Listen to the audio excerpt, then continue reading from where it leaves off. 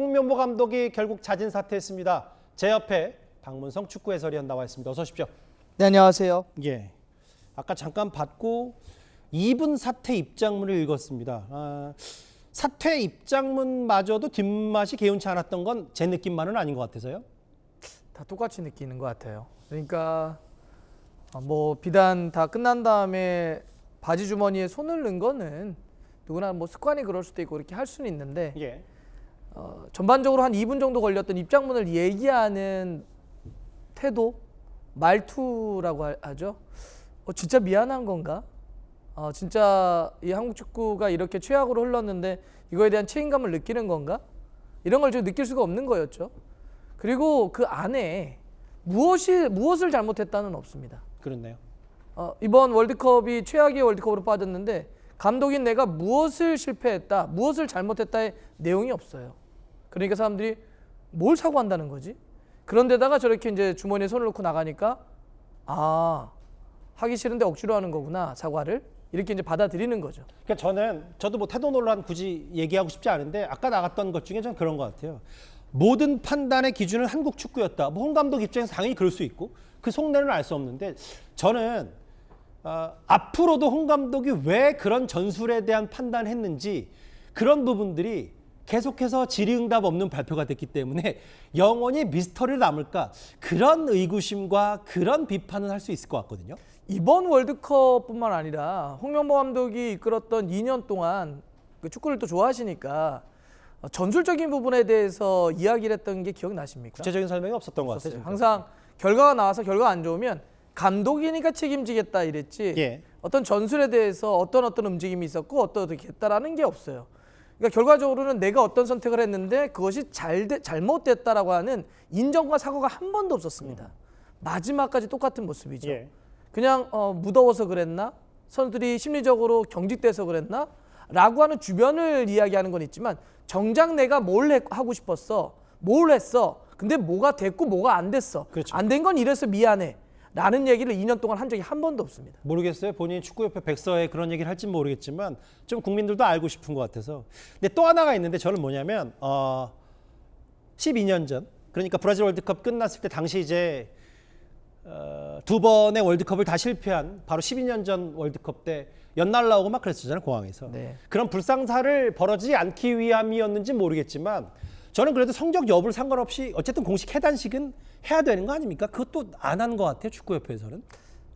이번 월드컵은 정말 우리 역사에서 이런 게 또 있을까 싶어요. 왜냐하면 우리 갈 때도 못했어요.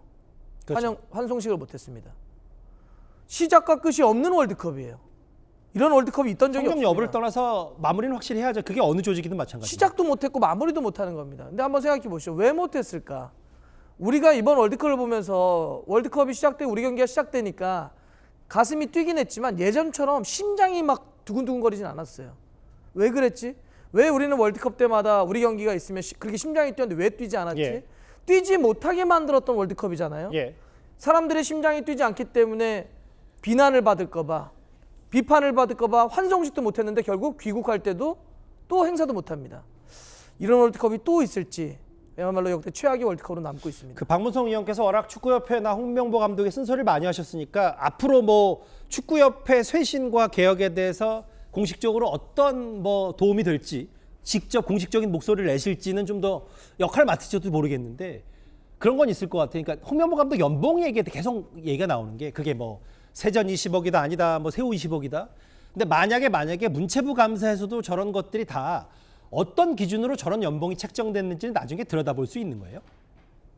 뭐 한다면은 들여다볼 수는 있겠죠. 그런데 모르겠습니다. 그 연봉 자체가 어떤 도덕적 기준에 있어서나 혹은 국민적 정서에서는 뭐라고 할 수 있겠지만 많이 준 거를 어떤 징계 대상으로 삼을 수 있지 모르겠습니다. 징계는 아니고 이제 책정 기준에 대한 감사 정도는 할 수 있는 거죠. 있겠죠. 예. 할 수는 있겠죠. 네, 들여다본다면. 네. 아니 왜냐하면 뭐 연봉이 뭐 많고 적은 건 다 각자의 기준이 각자의 누군가에 봤을 때는 높고 낮이 다를 수 있는데 일정한 기준에 대한 문제를 제기하는 쪽이 또 여러 목소리가 있어서 제가 질문드린 거예요. 그럼요.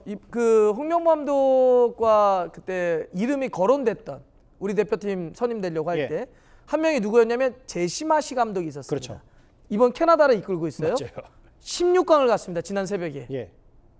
그 감독을 내치고 홍명보 감독을 데려왔는데 그럼 더 잘해야 되잖아요. 예.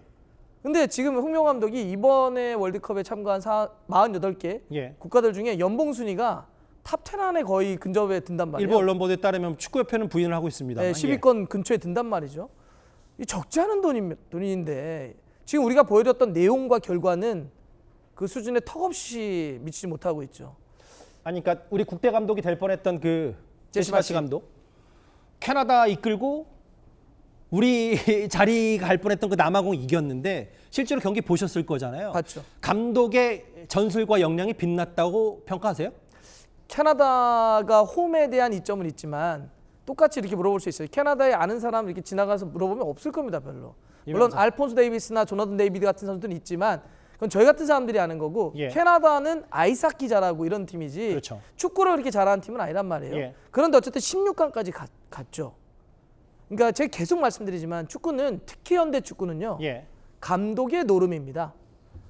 정말 좋은 선수들을 가지고도 망치는 걸 우린 유럽에서 많이 보고 아하. 조금 떨어져도 예. 감동적이라는 팀을 하는 걸 많이 보는데 다 그게 감독의 차이입니다. 감독 역량 차이다. 네. 역량 차이 나오니까 소환된 장면이 하나 있는데 저희가 AI로 재구성한 게 있습니다. 박 의원님 한번 화면을 같이 보실까요? 네. 저게 팬들이 입모양으로 그 하이드레이션 그러니까 잠깐 쉬는 시간에 물 마시는 시간에 이강인 선수가 저 남아공 후반전에 아니 추정컨대 아니 이재성 선수 재성이 형 빨리 투입해야 돼 더 늦으면 늦어 이런 거를 선수가 직접 얘기하는 경우도 사실 좀 이례적이잖아요. 근데 이제 추정에 따른 그 그렇죠. 이야기이기 때문에 제가 이거에 대해서 얘기하기는 어렵지만 예. 그러니까 제가 이 경기에 대해서 한번 말씀드릴 때 그 얘기를 했을 것 같아요. 그러니까 예. 감독은 상대에 따라서 혹은 우리의 강점을 극대화시키기 위해서 경기의 전술을 짜게 되는데 그 전술을 짰을 때 결국 그 전술이 구현되는 건 뭐냐면 선수입니다. 그렇죠. 내가 어떤 선수를 넣느냐에 따라서 자기 전술이 완성되는 건데 남아공은 분명히 우리의 전방 압박에 취약할 수 있었는데 예. 우리가 전방 압박을 가장 잘하는 공격수 2명을 동시에 빼버렸어요. 손흥민 이재성. 그렇죠.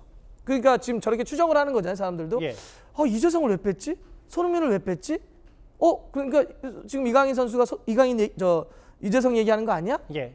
이런 이야기가 나올 정도로 예. 지금도 그거를 얘기를 안 해주고 있어요. 그렇죠. 가타부터 뭐 얘기를 해줘야 저런 것들이 진짜 아닌지 맞는지 혹은 의구심이 풀리니까요. 남아공 경기 끝난 다음에도 홍명보 감독이 그 얘기했잖아요. 나 모르겠다, 내가 왜 졌는지, 왜 못했는지 모르겠다. 근데 마지막 사과하는 자리에서도 뭘 잘못했다는 내용은 없습니다. 정말 답답합니다. 박문성 의원도 그렇고 저도 그렇고 물론 뭐 축구 팬들 대다수 축구 팬들이 이번 월드컵을 제일 분노하는 지점은 이런 최악의 월드컵에 손흥민, 이강인, 김민재 황금 세대가 흘러갔다는 데에 있을 텐데 물론 여전히 호날두, 메시가 뛰고 있지 하지만 손흥민 선수의 월드컵이 진짜 마지막이 될 수도 있는 거잖아요.